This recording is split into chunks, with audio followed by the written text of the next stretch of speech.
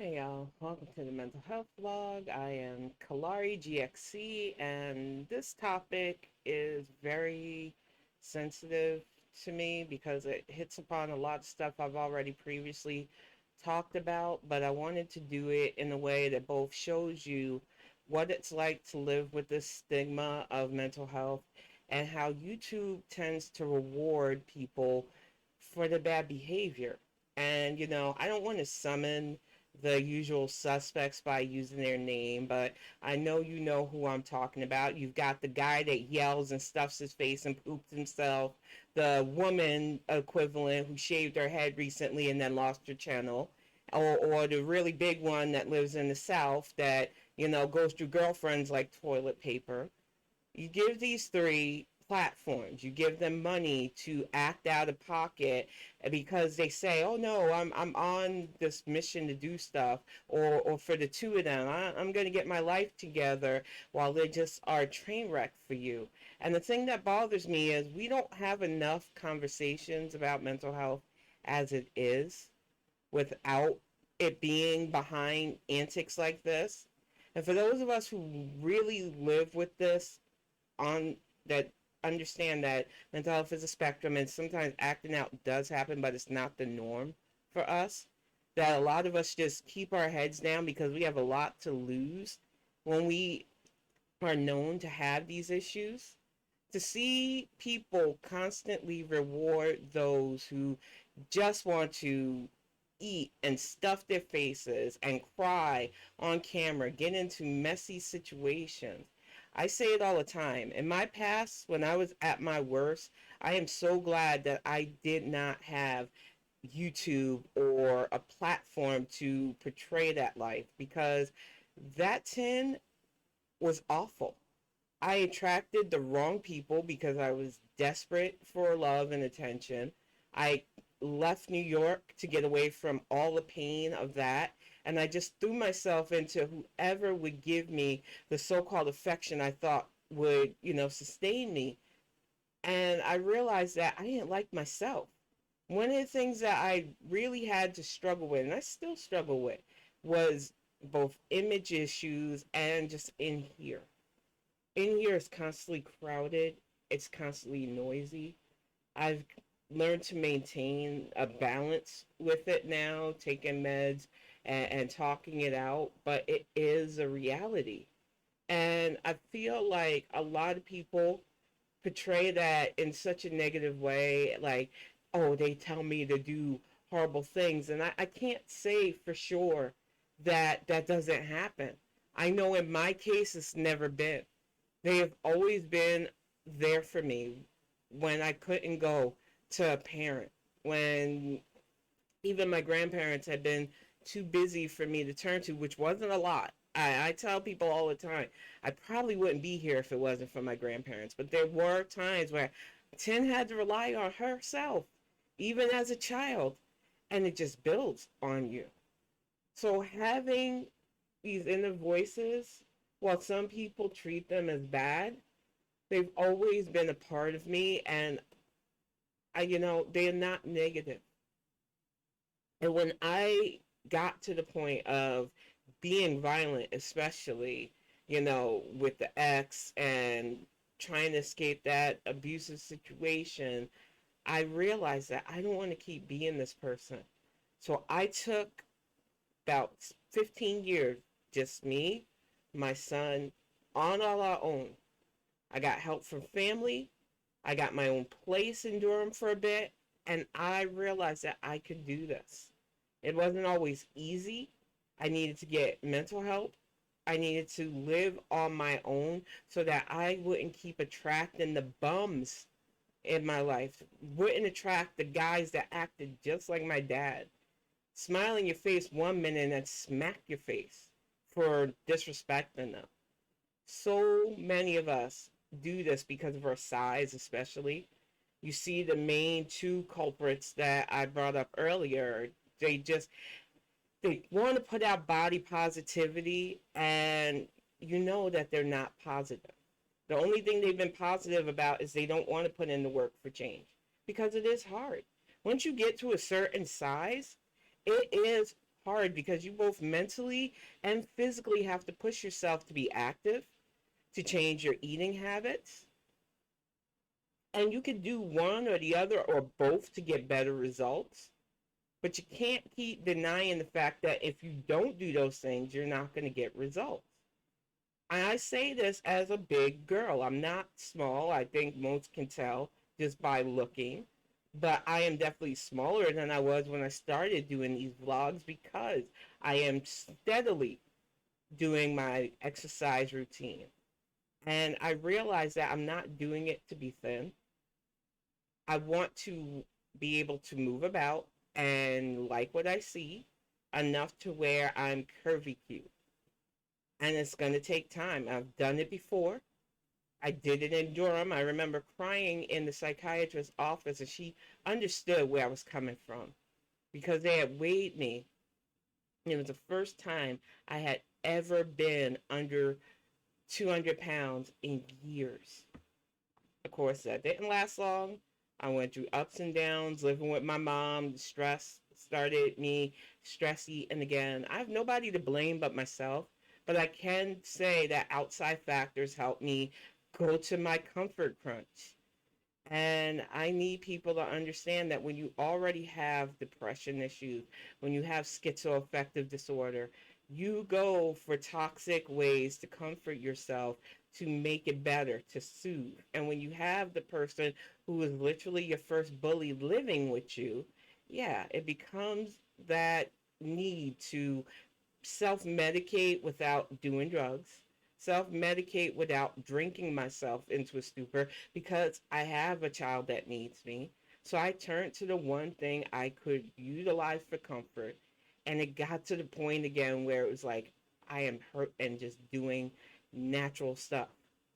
Walking the neighborhood became non existent even before the pandemic, and it became a dangerous thing for me again. And that's why I have to slowly get myself back on pace. I get on that bike 5 days a week. I'm up to 40 minutes. I'm not saying that to have people praise me, and I don't want people thinking this is a diet channel because it's not. Don't expect to see rapid weight loss results for me, and don't expect me to be talking about this all the time.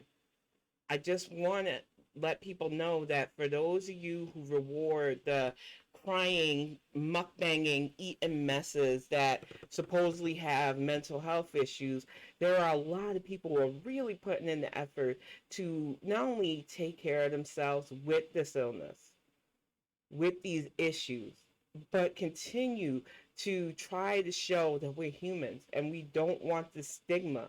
We don't want you only thinking of mental health when somebody shaves their head and cries because they are a bum magnet and they don't love themselves enough to realize that you can attract somebody who loves you.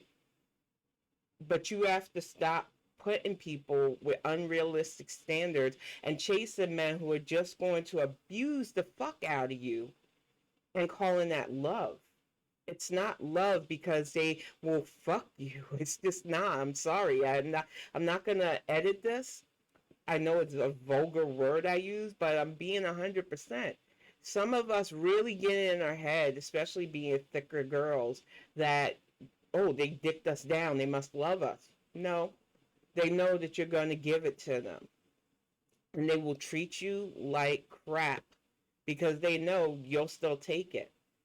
And you have to stop taking it. It is not worth it. No relationship is worth your dignity.